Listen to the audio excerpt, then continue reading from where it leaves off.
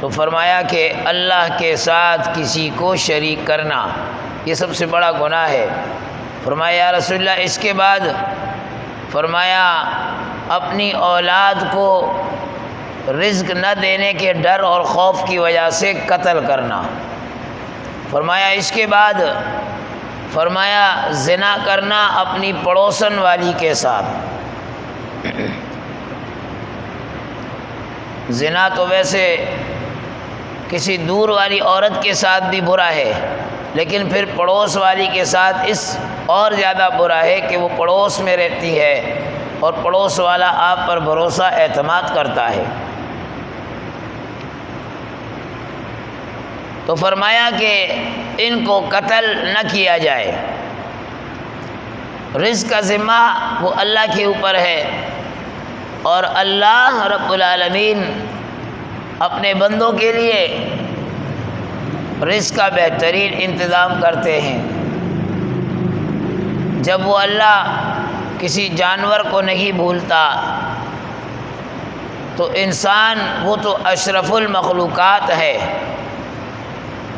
لقد خلقنا الانسان فی احسن تقویم، اس کو تو اللہ نے بہترین سانچے میں خوبصورت رنگ ڈھنگ کے ساتھ، قد و قامت کے ساتھ، حسن صورت اور سیرت کے ساتھ بنایا۔ تو اس کا ذمہ رزق کا وہ تو اللہ نے ویسے ہی لیا ہوا ہے، اور ایسے طریقے سے رزق پہنچاتا ہے کہ انسان کی عقل دنگ رہ جاتی ہے۔ کہاں کہاں سے زمین کے کس حصے پر وہ گندم، وہ فصل، وہ اناج اگتا ہے، پھر کٹ کاٹ کر کہاں کہاں سے کتنے مراحل سے گزر کے وہ ہمارے گھروں تک پہنچتا ہے، انسان سوچ نہیں سکتا۔ تو اس لیے فرمایا کہ رزق کے خوف کی بنا پر اولاد کو قتل نہ کرو۔ بعض لوگ اس لیے اولاد زیادہ پسند نہیں کرتے کہ ان کو کھلائیں گے پلائیں گے کہاں سے، اور اس کے لیے مختلف حربے، مختلف طریقے وہ استعمال کرتے ہیں۔ الامان والحفیظ۔ ہمارے یہاں ایک خاتون آتی تھی بہت، اکثر جب بھی میں بچوں سے پوچھتا کون آیا، فلاں خاتون آئی ہے، فلاں خاتون آئی۔ میں نے پوچھا ایک دن کہ بھائی کیا کہنے آتی ہے؟ کہا وہ کہہ رہی ہے مولوی صاحب آپ کے بچے بہت زیادہ ہیں۔ تو وہ میری گھر والی کو پٹھی پڑھاتی ہے کہ گولیاں آتی ہے، چابی آتی ہے، اس کو استعمال کر لیں۔ ہمارے ہاں دیکھیں ایک بچہ ہے، اللہ کا شکر ہے، صحت بھی ٹھیک ہے، وہ بھی ٹھیک ہے، یہ بھی ٹھیک ہے۔ ہماری گھر والی نے کہا کہ اللہ کا شکر ہے ہماری بھی صحت ٹھیک ہے، اگرچہ بچے درجن کے قریب ہو گئے۔ پھر ایک عرصے کے بعد میں نے دیکھا وہی عورت آ کر روتی ہے،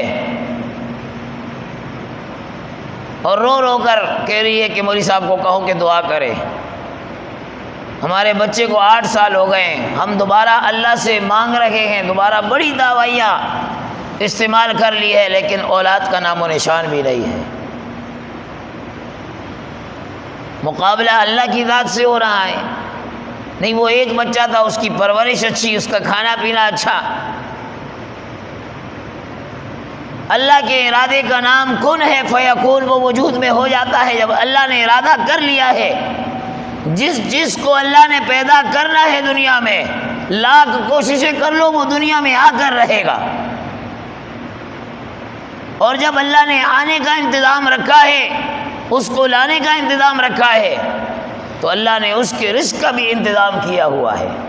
بلکہ حدیث میں آتا ہے انما تنصرون وترزقون بضعفائکم، تمہیں بعض دفعہ رزق تمہارے کمزور لوگوں کی وجہ سے، بچوں کی وجہ سے، عورتوں کی وجہ سے جو کمزور ہیں ان کی وجہ سے مل رہا ہے، کہ وہ کمزور ہیں، ضعیف ہیں، ناتواں ہیں، تو ان کی وجہ سے اللہ تمہیں بھی دے رہا ہے۔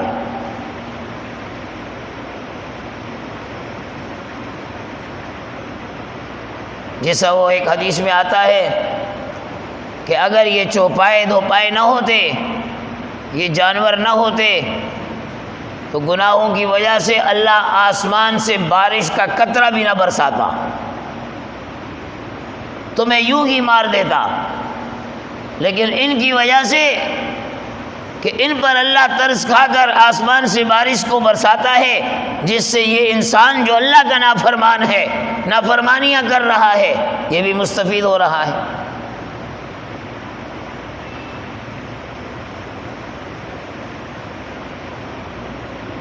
اذا الشمس كورت واذا النجوم انكدرت واذا الجبال سيرت واذا العشار عطلت واذا الوحوش حشرت واذا البحار سجرت واذا النفوس زوجت واذا الموءودة سئلت۔ بچے سے پوچھا جائے گا بأي ذنب قتلت، کیوں قتل کیا تجھے، کیوں مارا؟ شیخ الحدیث حضرت مولانا حبیب اللہ مختار صاحب رحمۃ اللہ تعالی علیہ وہ اپنی ایک کتاب میں لکھتے ہیں کہ جو اسقاط حمل کر رہے ہیں، ابھی وہ بچہ دنیا میں نہیں آیا، اس سے پہلے ہی اس کو گرانے کی سوچتے ہیں، عذر شرعی وہ اپنی جگہ پر کہ انسان کی جان کو، اس عورت کی جان کو خطرہ ہے، اس لیے وہ حمل کو گرا رہی ہے، شریعت نے گنجائش رکھی ہے، لیکن کوئی عذر نہیں، بس حمل ٹھہر گیا، اس کو ختم کرنا ہے۔ ایسے بھی ہمارے پاس مسئلے آئے کہ اپنے شوہر کے ضد میں اولاد کو گرا دیا، شوہر کے ضد میں، ساس سسر کو خوش نہ کرنے کی وجہ سے ان کے ضد میں آ کر بہو نے اولاد کو اسقاط حمل کر دیا۔ قرآن کہتا ہے 30واں پارہ بِأَيِّ ذَنبٍ قُتِلَتْ، پوچھا جائے گا کیوں قتل کیا؟ تو وہ بچہ، وہ چھوٹا بچہ جو ابھی دنیا میں آیا بھی نہیں، کل بروز محشر وہ حمل وہ اتنا چیخے گا کہ آسمانی بجلی کی کیا گرج ہے، اس سے زیادہ اس کی آواز ہوگی، اور وہ کہے گا پروردگار یہ میری ماں ہے، اس نے مجھے دنیا میں قتل کر دیا، کیوں کیا؟ پوچھ اس سے، اس کے پاس جواب کوئی نہیں ہوگا۔ رب العالمین فرشتوں کو کہیں گے جہنم کے، پکڑو اس کو، اٹھاؤ اور جہنم میں پھینکو، اس کو جہنم میں ڈال کے آؤ۔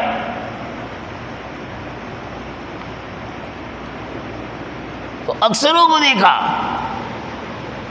اس کی ممانعت آئی ہے، سخت گناہ ہے، عظیم گناہ ہے اسقاط حمل، حمل کو گرا دینا، حمل کو گرا دینا۔ بھائی اس معصوم بچے کو جو مارا جا رہا ہے، مارنے کے بعد ذرا مسئلہ تو پوچھو جا کر، اس بچے کا جو باپ ہے اس کو تمہیں دیت دینا ہوگی، اس کے بھائی ہیں دیت دینا ہوگی، نہیں ہے غلام کو آزاد کرنا ہوگا، نہیں 2 مہینے پے در پہ روزے رکھنے ہیں، پے در پہ روزے رکھنے ہیں، 50 روزے رکھے، اگلے دن بیمار ہو گئی، سخت ہو گئی، بہت تکلیف خراب، نہیں رکھ سکی، فرمایا شروع سے رکھو، تمہارا عذر نہیں چلے گا۔ اتنا سخت ہے شریعت کا یہ موقف، یہ معاملہ، یہ مسئلہ، اور آج آسانی سے کہہ دیتے ہیں اجی ہم نے ابوشن کرا لیا، ہاں جی ابوشن کرا لیا۔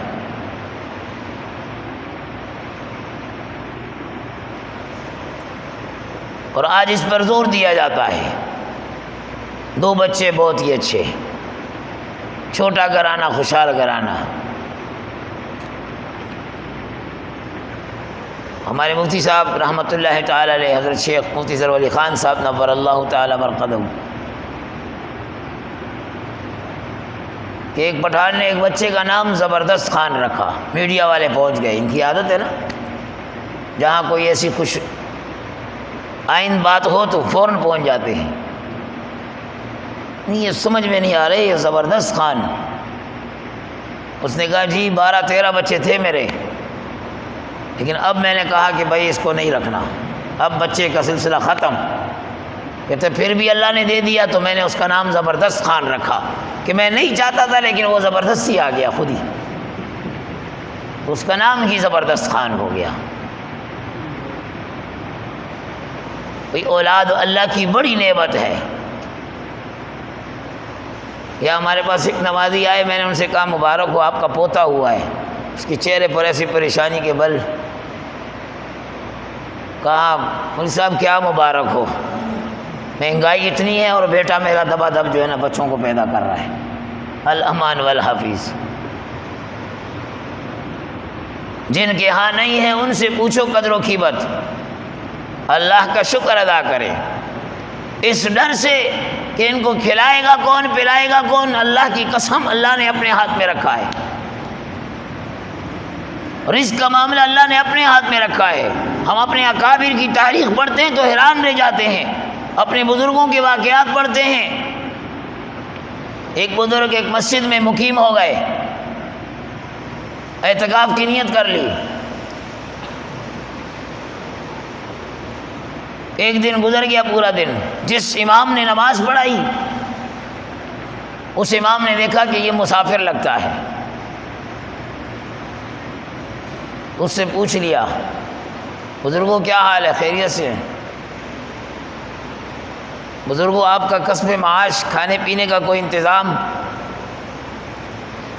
کہاں سے کھاتے ہیں آپ؟ اب بزرگ تھے مسافر تو کہاں سے کھاتے ہوں گے، خاموش رہے۔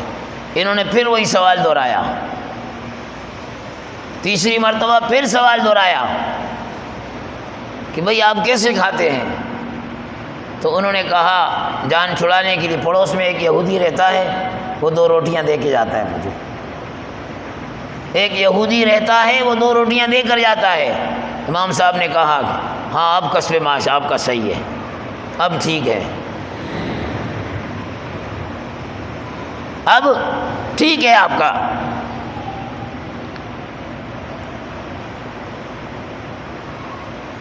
تو اس بزرگ نے کہا کہ آپ کے عقیدے میں یہ جو نقص ہے اس کی بنا پر اگر آپ امام نہ بنیں، آپ نماز نہ پڑھائیں تو یہ بہتر ہے۔ میں نے جب آپ سے کہا کہ ایک یہودی 2 روٹیاں دیتا ہے آپ مطمئن ہو گئے، یہودی کے اوپر آپ مطمئن ہیں، رب العالمین کے اوپر آپ مطمئن نہیں، آپ نماز کیسے پڑھاتے ہیں؟ آپ کے عقیدے میں نقص ہے، آپ نہ پڑھائیں، مصلی پر نہ کھڑے ہوں تو بہتر ہے۔ وہ شاعر نے کہا نگاہ فقر میں شان سکندری کیا ہے، نگاہ فقر میں شان سکندری کیا ہے، خراج کی جو گدا ہو وہ فقیری کیا ہے، بتوں سے تجھے امیدیں خدا سے نو امیدی ہے، مجھے بتا تو صحیح اور کافری کیا ہے، اور کافری کیا ہے؟ بتوں سے امیدیں خدا سے نو امیدی، کبھی ایک جگہ پر جا کر ماتھا ٹھیکتا ہے، کبھی دوسرے مندر سے مانگتا ہے، کبھی تیسری قبر سے مانگتا ہے، کبھی کسی مدار کے پاس، کبھی کسی درخت کے پاس، کبھی کسی پتھر کے پاس۔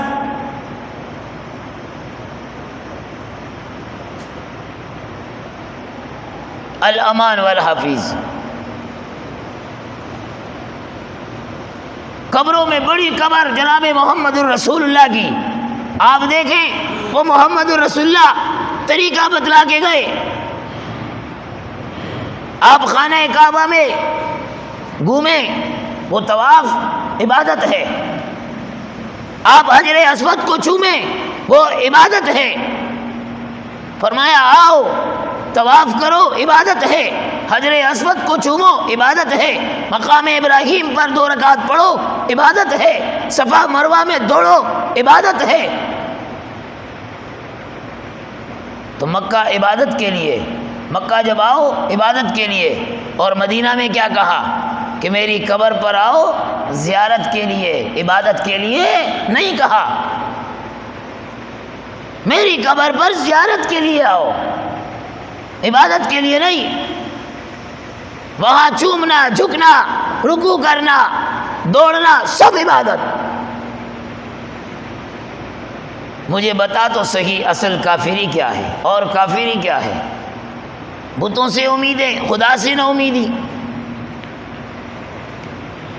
تو فرمایا وَلَا تَقْتُلُوا أَوْلَادَكُمْ خَشْيَةَ إِمْلَاقٍ، اپنی اولاد کو مفلسی کے ڈر سے قتل نہ کرو، خدا رہا، اللہ دے رہا ہے، اللہ اس کا انتظام بھی کرتا ہے اور بہترین انتظام کرتا ہے۔ میں نے کہا ہو سکتا ہے کہ ان اولاد کی وجہ سے اس باپ کو بھی اللہ کھلا رہا ہو، پلا رہا ہو۔ آپ دیکھیں پہلے ایک بندہ ہوتا ہے، اس کے لیے مشکل ہوتا ہے اپنے آپ کو پالنا، یہ کرنا وہ کرنا۔ شادی ہو جاتی ہے تو اب ڈبل کا انتظام، اسی تنخواہ میں اللہ دے رہا ہے، تنخواہ کو کوئی چار چاند نہیں لگے، بڑھ نہیں گئی۔ پھر اولاد ہوتی ہے، اسی تنخواہ سے وہ پال رہا ہے۔ یہ سوچ تبدیل جب ہوتی ہے جب اللہ کی ذات پر سے توکل ختم ہو جاتا ہے۔ 6 بیٹے ایک باپ 6 بچوں کو کھلاتا ہے، 6 بچے جب کماتے ہیں ایک باپ کو نہیں کھلا سکتے۔ عقیدے میں اتنا فتور آ جاتا ہے۔ فرمایا ان قتلہم کان خطئا کبیرا، یہ قتل کرنا اولاد کو یہ بہت بڑا گناہ ہے۔ یہ 7واں اصول تھا، آگے انشاءاللہ کل پڑھیں گے۔ یہ مسلسل اصول ہیں تو اس لیے کوشش ہے کہ یہ سارے کے سارے پڑھ لیں۔ اللہ رب العالمین ہمیں عمل کی توفیق عنایت فرمائے۔ الحمدللہ رب العالمین والعاقبۃ للمتقین والصلاۃ والسلام علی سید الانبیاء والمرسلین سمعنا واطعنا غفرانک ربنا والیک المصیر۔ الہ العالمین ہم سب کے گناہوں کو معاف فرما، اے اللہ ایمان کی سلامتی فرما۔